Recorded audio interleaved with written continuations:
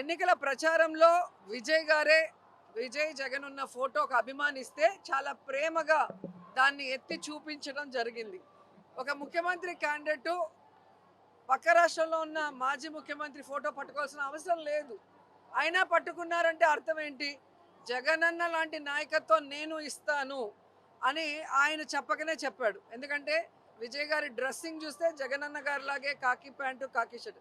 ఇంతవరకు ఎవరు కూడా ఏ ముఖ్యమంత్రి క్యాండిడేట్ అలా వేసింది లేదు. ప్రజలకి దగ్గరగా సాధారణ వ్యక్తిలాగా వాళ్ళు ఎప్పుడూ ఉంటారు. సో ప్రతిదీ కూడా మీరు చూస్తే మాట కానీ, ప్రజలకు ఇచ్చిన వాగ్దానాలు కానీ, మీటింగ్స్లో మాట్లాడే విధానం కానీ అన్నీ కూడా విజయ్ జగన్ గారిని ఫాలో అయ్యారనేది స్పష్టంగా తెలుస్తుంది. ఎప్పుడైతే విజయ్ ఆ ఫోటో చూపించాడో అప్పుడే ఆయన కూడా జగన్ గారిని గౌరవిస్తున్నారన్న సంగతి తెలుస్తుంది. సో అవన్నీ చూసిన ప్రజలు ఈరోజు విజయ్ని ముఖ్యమంత్రిగా కావాలని కోరుకున్నారు అంటే జగన్ గారిని కూడా వాళ్ళు ఆశీర్వదించినట్టే లెక్క.